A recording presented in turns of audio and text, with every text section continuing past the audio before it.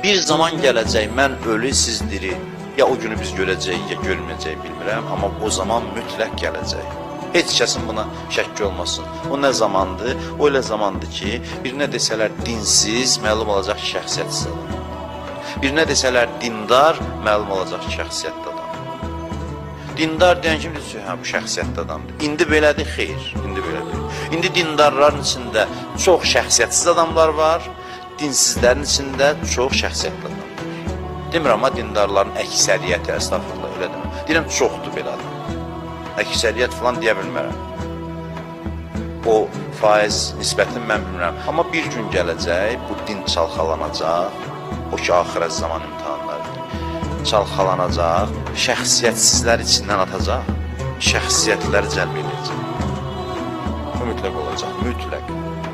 Elə ki, şəxsiyyətsizləri atdı, çıxartdı içindən, qalacaq şəxsiyyətlilər və kənarda qalan dinsiz şəxsiyyətli adamlar, amma dinləri yox. Bunlar mütləq gələcəklər. Bunlar dini qəbul edəcəklər.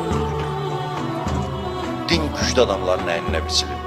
Din qüdrətli adamların əyninə biçilir. Heyfdir güclü adamlar dindən uzaq qalsın. Çünki güclü adamlar dinə gəlsələr möcüzələr yaradır, zirvələrə qalxır, elə məqamları fəth edir ki, heç kəsin heç belə deyim, oranın iyini qoxusunu hiss eləmir. Güclü adamı gətir dinə, bilsin ki, anladasan ki, güclə din tam mütənasibdir.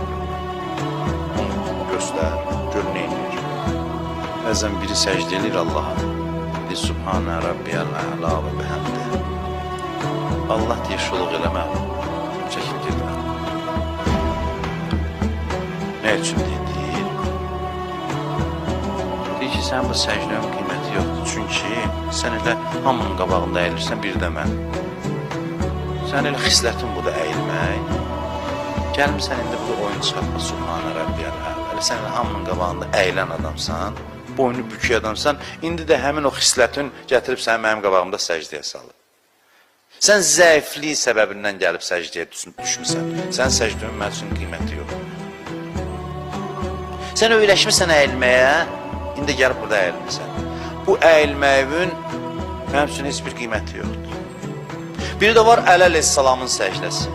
Həzrət Əli əleyhissalam. Heç kimə əyilməyən adamın gəlib Allah qabağında alnını yerə qoyması görməli mənzərədir. Ləzzətli səcdədir. Əsl mənasında səcdədir. Səcdə bu deməkdir əslində. Səcdənin mənası budur.